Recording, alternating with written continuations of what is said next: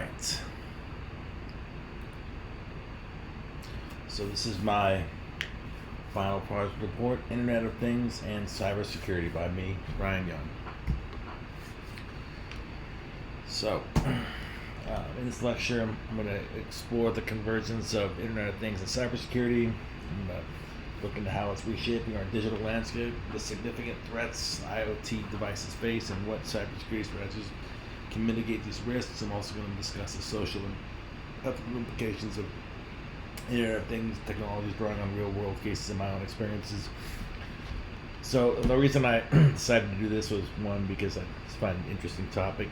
There's been some really serious attacks, cybersecurity attacks, and I'll get into those later. But also, I actually worked for did like tech support over the phone for a Internet of Things company like Nest, which is bought by Google. So it's something I've actually worked with in the past. So it's kind of something that's always been kind of interesting to me because of that real world experience. So next, before I start this, just ask, do you have an Internet of Things device in your home? And do you think Internet of Things devices are safe? So think about that, and then what you think of after this lecture. So what is IoT security? Refers to the technologies and practices designed to protect connected devices and networks within the Internet of Things. As we connect more IoT devices to the Internet, which can range from kitchen appliances to industrial equipment, the need to safeguard these devices from cyber threats becomes even more critical. IoT security encompasses a large range of strategies, including API security, authentication measures, and comprehensive network security to address the large attack vector created by these interconnected technologies. And basically, long story short, it's really important because there's millions of these things coming online every day, and I mean, some people have dozens of these things in their homes. So and they're small devices, so they don't have like they're not like a computer, so they're limited in how much security they can provide by themselves. I'll get into that in a little bit. So the importance of IoT security cannot be overstated. With millions of these devices connecting to the internet every year, each one represents a potential entry point for cyber criminals. High-profile incidents have shown that even common devices such as cameras can compromise entire networks. I'll give an example of that later. And protecting these devices is not just about safeguarding data, but also about ensuring the functional reliability and privacy of interconnected systems in business and homes alike. Because both businesses and regular people, in their homes are using IoT devices. So there's a lot of ethical questions, and I mean, first and foremost, should we even use them? I personally don't. I mean, a camera in your home with data stored on a server you don't control is a risk I personally don't want to take. And I'm going to go into some examples later, but these cameras have been exploited many times, and two examples: the TrendNet webcam hack and the Verkada hack, and so a lot of videos were stolen. So there's also the risk of hackers gaining access to devices in someone's home, car, or business and harming them. I'll give examples of that a little bit later. One example of a risk would be an IoT smoke detector that could be remotely disabled by hackers. You can easily see why that would be bad. By the way, here's an image just showing, just giving you an idea of like how many, all the different kinds of devices, lights, TVs, phones, cameras, thermostats. So there's so many of these things, and you can just imagine what like the negative consequences could be if any of these were hacked.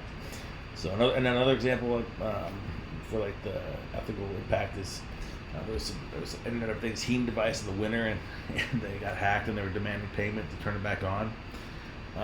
Do you really want to connect things like that are crucial?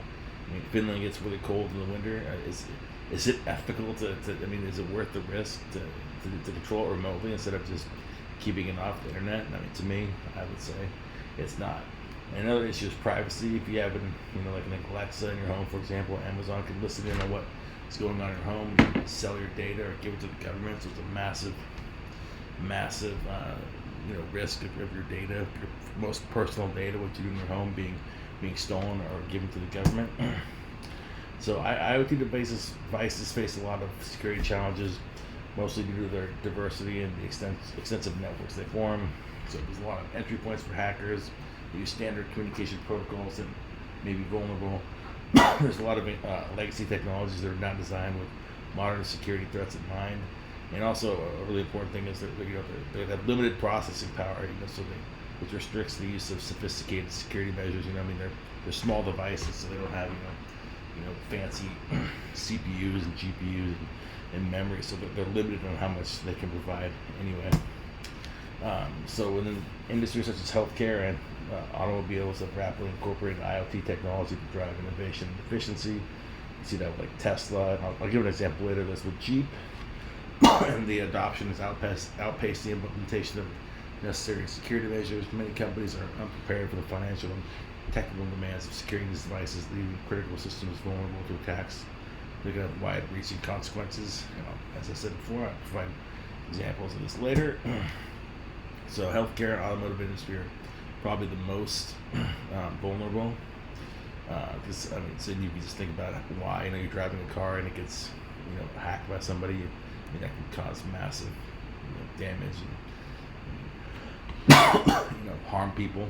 In healthcare, you can imagine IoT device being hacked and then holding somebody's life hostage essentially until you get a ransom. So these devices are often critical to personal safety and organizational operations, making them attractive targets for cyber criminals. So they're susceptible to a range of attacks.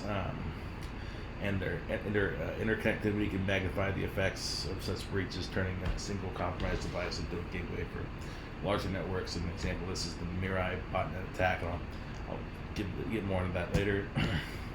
So some common security attacks are spoofing, where they pretend to be or mimic a legitimate device to gain access. Firmware attacks. So you need a lot of the issues with IoT devices is the firmware isn't always getting updated, so that leaves open, security vulnerabilities. Old-fashioned physical attacks, where somebody will just maybe steal or get access to the camera, disrupt it, steal device, steal data. Bluetooth exploits. This happened with Tesla. Botnet attacks, where they compromise numerous IoT devices and assemble them into a botnet, and you do DDoS attacks or spread malware. Phishing attacks, which can be used to individuals can be deceived into disclosing their information, their password to their accounts, so people can get access to their videos or do other things like that. And then man-in-the-middle attacks, where they intercept communications between IoT devices. Sometimes they're not encrypted correctly or as good as it should be. So this is a pretty big risk with IoT devices. And so here's a pretty good image I found on how to safeguard these. So secure network infrastructure, strong authentication, PKI, so that's private or public key infrastructure. You need to update regularly. Secure device management, and then keep track of analytics to make sure that you're securing everything correctly. And I'm going to get into a lot of these later. So here's some notable IoT breaches: the new Jeep hack, the Mirai botnet attack, the Trend webcam hack, the Verkada hack. The last two are camera related. So think about that when you have one of these cameras in your home. So 2015, a Jeep, went off the road, and it was a white hack by two white hat hackers. So at IBM, and they gained access to the vehicle's CAN bus, which is the central network that controls the vehicle operations. And this is on Wired, and it goes over pretty well. I have this article on everything in the sources. But yeah, so this was in 2015. It was two white hat hackers.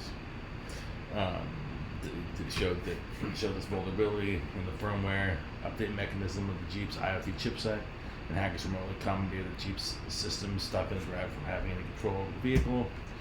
It was forcibly redirected off the road, showcasing the frightening levels of control that hackers can achieve over connected vehicles. This hack highlighted the vulnerabilities in smart cars and the potential real-world consequences of IoT cyber attacks. And it's a scary reminder of the critical need for robust security measures on IoT devices. And to ask yourself now, are you worried about being connected to your car being connected to the internet now? This was one of the biggest DDoS attacks of all time. In October 2016, It was one of the biggest DDoS attacks, and they targeted the DNS service provider Dyn, which has now been bought by Oracle. It was executed by the Mirai botnet and utilized a large number of compromised IoT devices.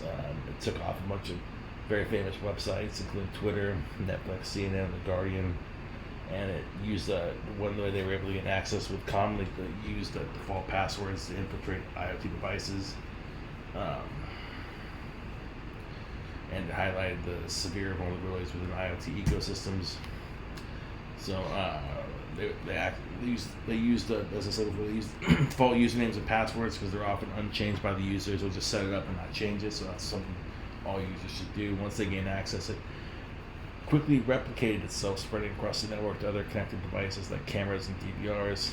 And the self-propagating nature of this botnet amplified the scale of the attack, not just individual devices, but entire network systems. Here's a pretty good image I found of it. You can see that it was self-propagating. It would look for other, once it got the botnet nodes, it would scan the internet for more and just keep adding to itself, and then eventually you get the DDoS attack. So lessons from this were: avoid using IoT devices that can't be updated or fixed regardless of its operational significance. Always change default passwords and usernames that come with devices. Consistently update the firmware and software devices to patch vulnerabilities, and ensure strong encryption and robust password protocols are in place, especially for devices that are directly connected to the internet. Another one is this Chinese company. They had a stack-based buffer overflow bug that could lead to remote code executions. Here's the good kind of shows what they changed the return address so it executes the code incorrectly. And this comes from like C and C++, where you have direct control over the memory allocation and stuff like that. Pardon me. So and because you need to use like assembly or C because they're small devices, so they have limited control of the memory. So which leads to those kind of bugs and exploits. And then they were selling the stolen videos on the dark web, which is an opportunity for blackmail and extortion. So there's a lot of threats to the end user. Many IoT cameras have vulnerabilities that can lead to threat actors accessing, decrypting, and downloading videos from these devices.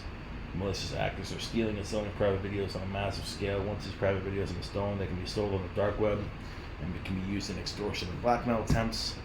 There's some advanced security methods. So network access control for monitoring connected devices, segmenting IoT devices off in their own network, and then using security gateways to block that off, such as like firewalls. So to make sure that even if they get hacked or whatever, they're segmented away from the main network. So you want to keep them separate. But there's many other ways, but these are some of the best advanced security methods. And then protecting IoT systems, it starts during the design phase, and from the design phase it must incorporate security by default. A lot of them don't. And then they got to utilize modern operating systems, secure hardware choices, and it has to allow regular updates so to patch any security, security risks. Then for existing systems, robust security protocols such as public key infrastructure and certification. Using digital certificates to secure communication between devices. So a strong IoT security architecture includes several layers of protection, like the MS4 network security uses like firewalls and their intrusion prevention systems, and you also have API security that ensures that only authorized devices, apps, and developers can interact with the network, which protects the integrity of data flows through these devices. And so here's kind of a good example I found of you want to secure the API so only authorized people have access to it. It's kind of the data flow of IoT devices. So that's a good example. So what can leaders do to prevent IoT security breaches and attacks? They can implement robust security policies and framework, advocate for industry standards and regulatory compliance, mandate IoT security risk assessment as part of the organizational risk management framework. And then we can introduce regulations that enforce security standards on IoT device manufacturers. There's not standard on it right now. That would help, and encourage public-private partnerships to develop innovative IoT security solutions. And they can participate in industry groups and standard bodies to stay informed and share best practices. So in conclusion, as Internet of Things devices continue to expand, so does the need for robust security standards and innovative solutions. Future efforts need to focus on developing industry-wide security frameworks, enhancing the security capabilities of IoT devices, and promoting a culture of security awareness among both users and manufacturers. So that means manufacturers need to take the seriously from the very beginning, and users need to do things like change the default password and be responsible. We should also lobby to introduce regulations and enforce security standards on IoT device manufacturers from the government. We also need to encourage partnerships between the public and private sectors to develop and disseminate innovative IoT security solutions. And that's it. And here are my sources. And thank you very much. And have a great day.